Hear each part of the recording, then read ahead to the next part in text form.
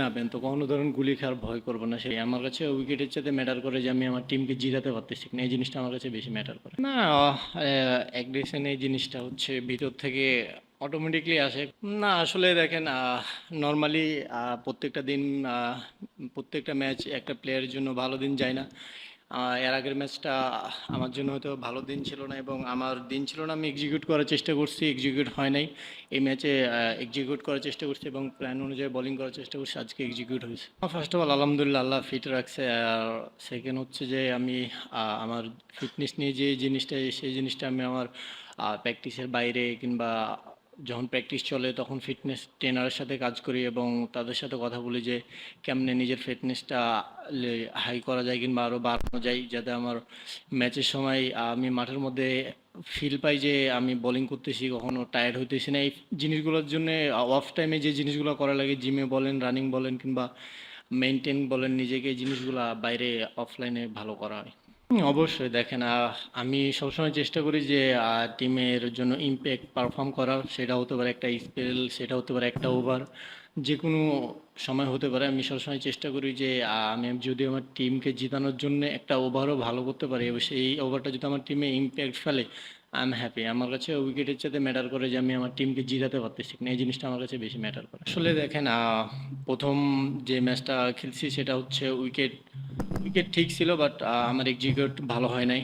এর জন্য ভালো বোলিং করতে পারি না এই ম্যাচে। আলহামদুলিল্লাহ লাস্ট ম্যাচে যে মিস্টেকগুলো করছি, এই ম্যাচে ওই মিস্টেকগুলো না করে ভালো জায়গায় মেনটেন করে বোলিং করার চেষ্টা করছি আলহামদুলিল্লাহ। আর শান্ত ভাই, ওটা হচ্ছে উনি আজকে হার্ড অনেক ফিল্ডিং করছে এবং অনেকক্ষণ ব্যাটিংও করছে, তো হালকা অনেক গরম, আজকে মাঠে অনেক গরম ছিল, সো ওই জন্য ওনার ক্র্যাম্প করছিল, ইনজুরি না, এখন আলহামদুলিল্লাহ ঠিক আছে। সবগুলাই আমার কাছে স্পেশাল এবং প্রত্যেকটা উইকেটই আলহামদুলিল্লাহ আমার কাছে ভালো লাগে। সো উইকেট একজন বলারের কাছে ধরেন কম বেশি থাকে না, তো আলহামদুলিল্লাহ আমি টিমের এই ইম্প্যাক্টফুল পারফর্ম করতে পারছি, এটার জন্য আলহামদুলিল্লাহ। বাট আমার কাছে সবগুলো উইকেটই একই মনে হয়। অবশ্যই যেটা বললেন যে ইনজুরি, ইনজুরি কখনো ধরেন বলে আসে না।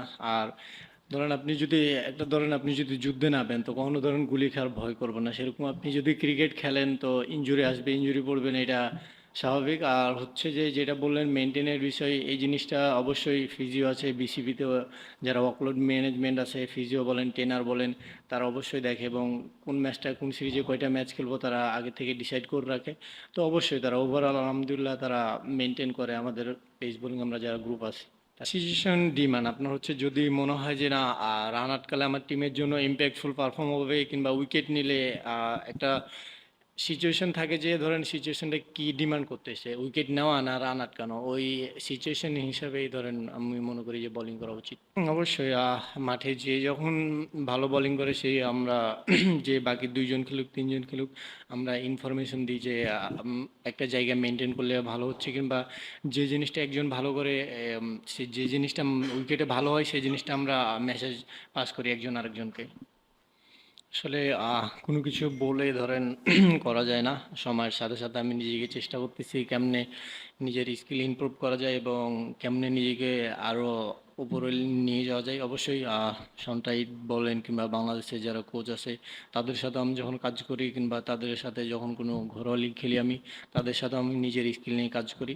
তো আমি চেষ্টা করতেছি আমি নতুন কিছু শেখার এবং ওই জিনিসগুলা প্র্যাকটিসে এক্সিকিউট করে মাঠে, প্র্যাকটিসে যদি আমার কাছে ফিল হয় যে না 100% ধরেন মাঠে এসে ম্যাচে ডেলিভার করি, তো আলহামদুলিল্লাহ ওভারঅল সব কিছু ভালো যাচ্ছে।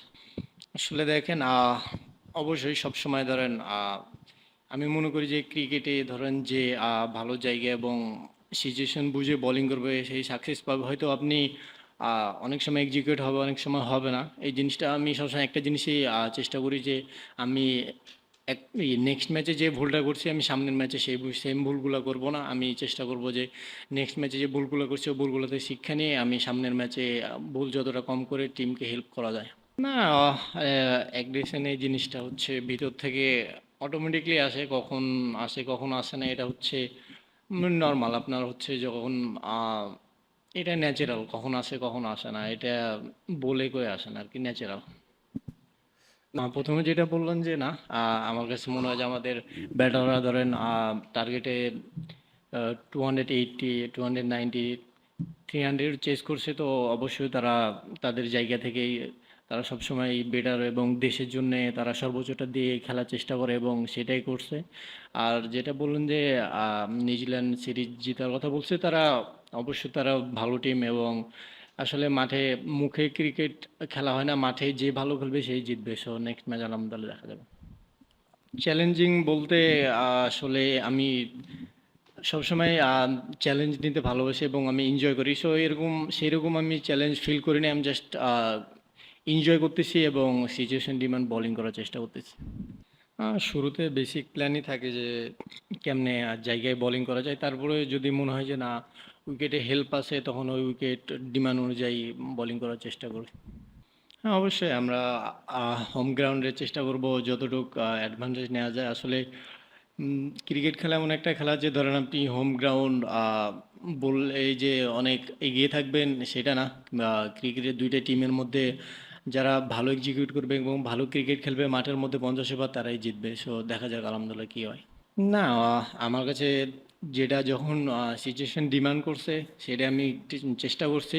যখন মনে হয়েছে আমার কাছে যে না শর্ট অফ লেন্থে বোলিং করা উচিত আমি তখন সেটা করছি। যখন মনে হয় যে গুড লেন্থে করা উচিত তখন সেটা করছি। যখন মনে হয় যে না আমার কাছে এখন ইয়র্কার প্রয়োজন টিমের এবং আমার টিমের জন্য এখন একটা উইকেট প্রয়োজন, সেই জিনিসটাই করার চেষ্টা করছি। আমি এরকম না যে একটা জায়গাতে বোলিং করছি, যখন যেটা ডিমান্ড সেই অনুযায়ী বোলিং করছি।